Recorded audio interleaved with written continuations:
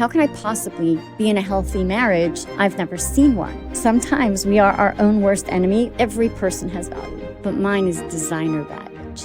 God, putting that soul into that person, said, "You're worthy."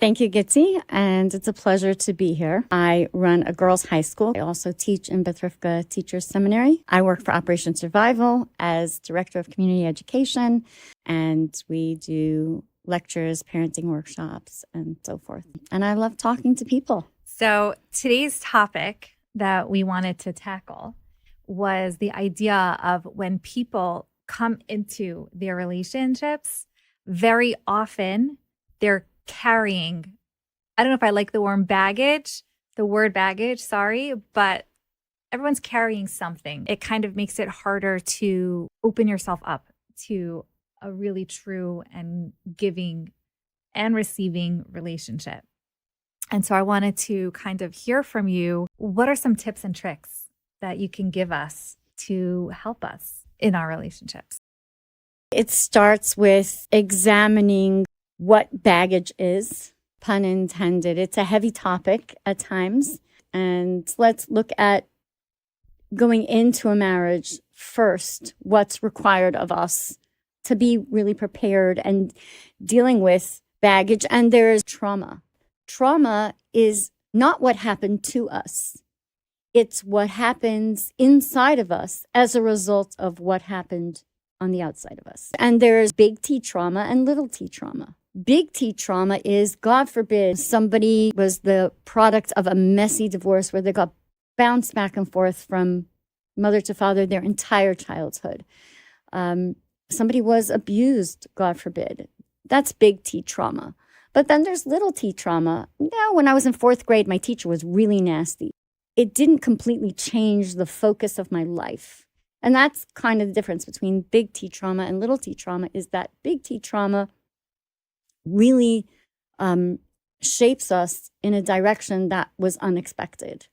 Whereas little t trauma doesn't affect the trajectory of our lives in the same way. So we have to talk in general about what are the things that affect us in small ways first. There's a beautiful story that I heard from Rabbi Zachariah Wallerstein, Olav Shalom. He's, was the wonderful director of a school in Flatbush for young women who were struggling emotionally.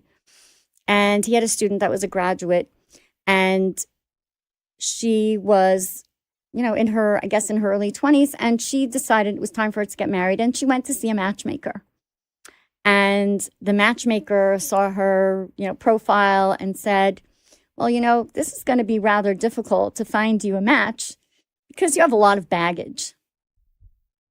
Can you First imagine? of all, just saying right there, bad matchmaker. Oh, yeah. Can you just imagine being told that, right? And this woman was very poised and didn't miss a beat. And she said, yes, I do, but mine is designer baggage.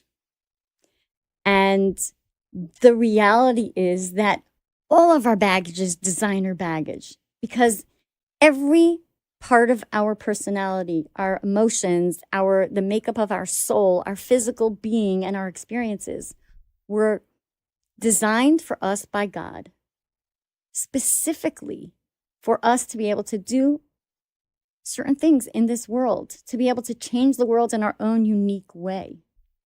So whatever baggage we have, it's designer baggage. Custom It was made. custom made by God for us so that we could shine our very unique light in the world.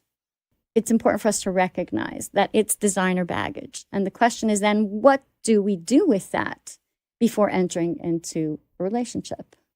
Okay. So what do we do? What do we do? Okay, so I'm a very strong proponent of the idea of having a mentor. The Lubavitcher Rebbe advised, and he didn't just advise, he said, I'm asking a heartfelt request. And he said this in a public address, that people should have mentors. What is a mentor? A mentor is somebody that has maybe more life experience than you, is on a spiritual journey a few steps ahead of you, maybe has more knowledge in Judaism than you, so they can direct you.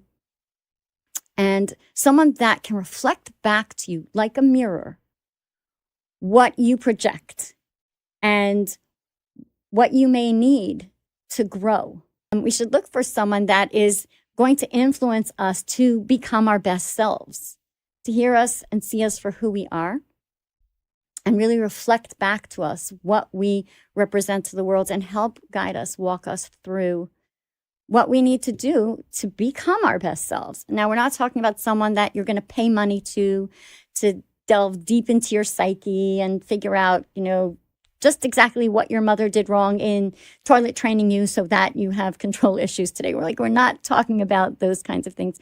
We're talking about how will you grow from where you are now?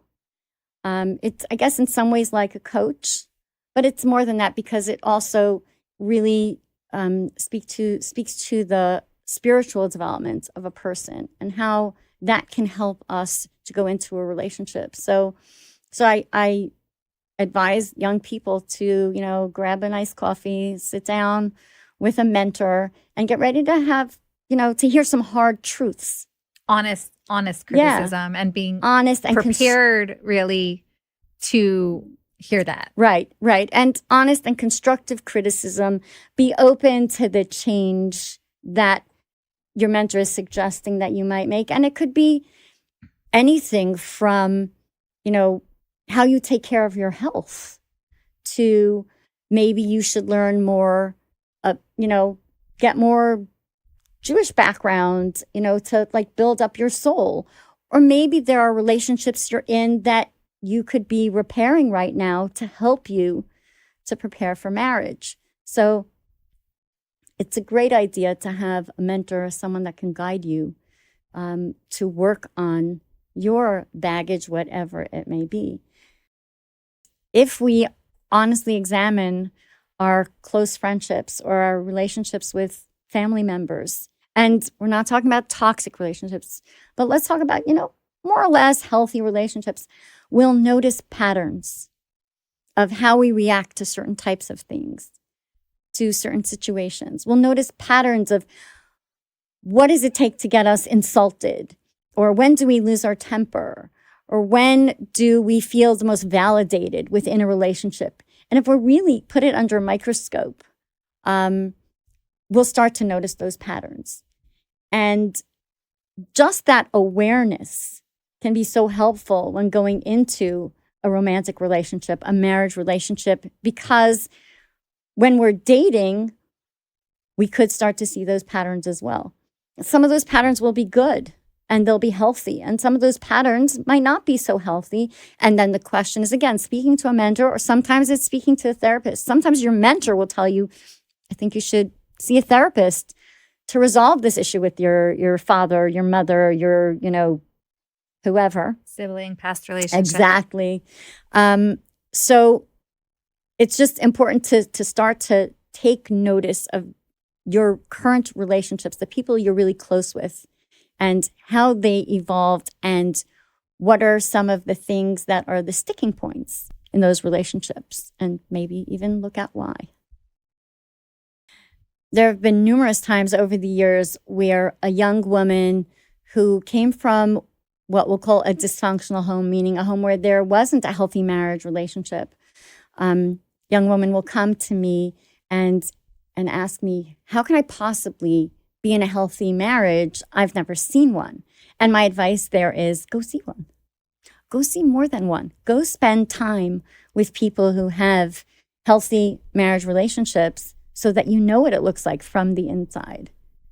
I think it's very hard for us to conjure something we've never experienced. Right? And take mental notes of what it is that they do to keep their relationship healthy. How do they communicate? Pay attention to how they speak to one another. Like, I know a couple that are married 35 years, and they still, if they have to interrupt one another, they'll still say, "Excuse me, honey.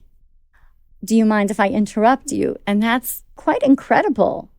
So paying attention to the way that healthy couples communicate, paying attention to the way they give each other space, paying attention to, do they like to do things together? Do they share all their interests, or does each one have their own interests and then they have some shared interests?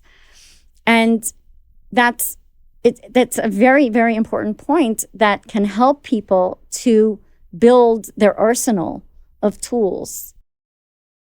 There is a handwriting analyst / life coach by the name of Yaakov Rosenthal, and he has an expression, OWE, own worst enemy, right? And he says that sometimes we are our own worst enemy, but some people live in that space of being OWE. And that's when we look at ourselves as damaged goods, and we don't believe that we are worthy of happiness, a good relationship, or anything positive in life. So that's definitely something that needs to be worked out, either in therapy. I mean, I would strongly recommend therapy in a situation like that, because there are other people's voices in your head telling you that, right? Nobody is born feeling not good enough. That doesn't, that's not a congenital condition. That's something we learn as children and as young adults. There are things we learn about ourselves that are other people's perceptions of us. And we start seeing the world through their eyes and hearing their voices in our head. And that's something that really should be talked out in therapy, because every person has value. Every person has a soul that God put into them. And God putting that soul into that person said, you're worthy. I believe in you. That's the Moda'ani, that prayer that we say every morning, where we say, thanks God for returning my soul to me.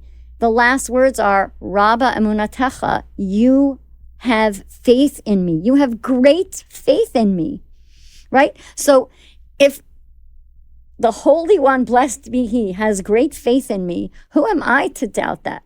But my life experiences and the voices are telling me the messages that I received and other people's perspectives are telling me I'm not good enough. We need to undo that a little bit.